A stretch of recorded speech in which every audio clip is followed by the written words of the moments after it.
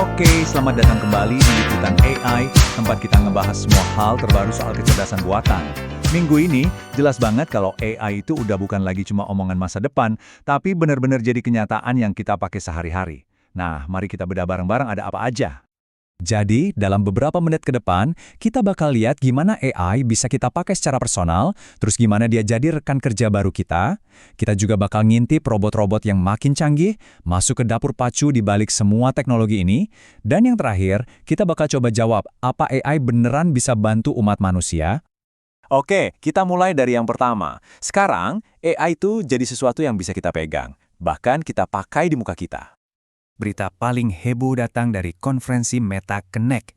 Mereka ngeluarin kacamata pinter baru pakai AI, dan reviewnya bagus banget.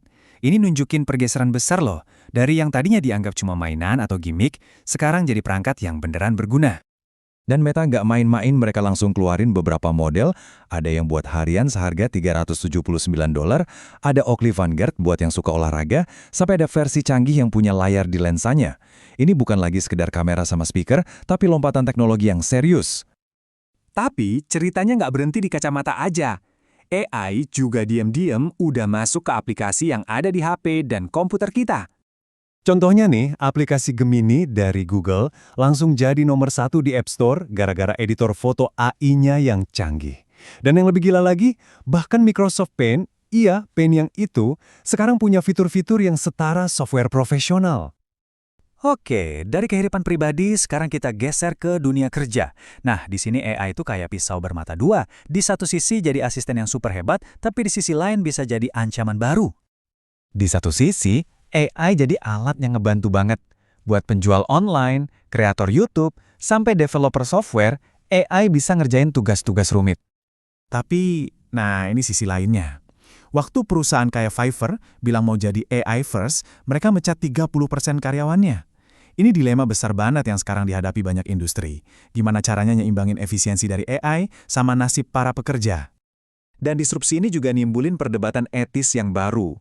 Contohnya di dunia jurnalisme, sekarang ada media yang ngebolehin wartawannya pakai AI buat bikin draft berita pertama, tanpa perlu ngasih tahu pembaca. Sekarang, yuk kita perluas pandangan kita. Dari dunia digital, kita pindah ke dunia fisik, tempat robot humanoid dan mobil otonom bikin kemajuan besar, tapi juga nimbulin pertanyaan serius soal keamanan. Hype-nya luar biasa. Perusahaan robot humanoid, Figure AI, sekarang nilainya fantastis, $39 miliar. Mimpinya besar, bikin robot buat ngambil alih semua pekerjaan yang berbahaya dan gak ada yang mau. Tapi, waktu teknologi ini mulai keluar dari lab dan masuk ke jalanan kita, ada satu pertanyaan penting. Apa mereka beneran cukup aman? Dan risikonya nyata banget. Sebuah investigasi baru nemuin kalau software full self-driving dari Tesla beberapa kali gagal berhenti pas ada kereta lewat. Pengemudinya yang harus ngerem mendadak buat nyegah bencana. Ini nunjukin betapa pentingnya buat hati-hati sama teknologi ini. Jadi apa sih sebenarnya yang ada di balik semua perubahan ini? Yuk kita intip sedikit teknologi, data, dan persaingan global yang jadi mesin dari revolusi AI ini. Ada satu konsep penting yang perlu kita tahu, namanya Agentic AI. Gini deh bedanya. AI biasa itu kayak alat, dia nunggu disuruh. Nah, Agentic AI itu lebih kayak asisten. Dia bisa mikir dan ambil inisiatif sendiri. Contoh paling gampang itu seller asistennya Amazon.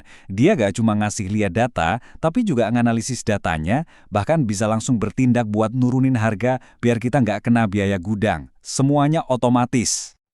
Dan teknologi sekuat ini tentu aja jadi rebutan. Kita sekarang lagi ngelihat ada perang chip antara Amerika dan Tiongkok buat nguasain hardware-nya. Dan juga perang data di pengadilan soal materi apa aja yang boleh dipakai buat ngelatih AI. Kemampuan sistem ini juga berkembangnya cepat banget.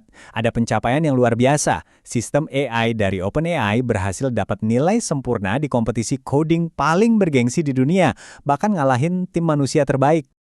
Oke, setelah dengar semua hal tadi, mungkin kita jadi agak ngeri ya. Tapi di sisi lain, potensi AI untuk berbuat baik itu luar biasa besar. Mari kita lihat sisi positifnya. Contohnya di dunia kedokteran. Riset dari Microsoft nunjukin AI bisa bantu dokter bikin respon yang lebih empatik ke pasien, bisa nemuin kesalahan resep obat, dan yang paling penting, bisa mempercepat penemuan obat-obatan baru secara drastis. Di dunia pendidikan juga nggak kalah keren. Ada proyek baru dari Google namanya Learn Your Way. Dia pakai AI buat bikin materi belajar yang disesuaikan sama tiap murid. Hasil awalnya nunjukin murid-murid jadi 11% lebih jago ngingat pelajaran. Jadi, intinya jelas banget. AI itu udah ada di sini. Bukan lagi sesuatu di masa depan. Dia udah ada di mobil kita, di kantor, di sekolah.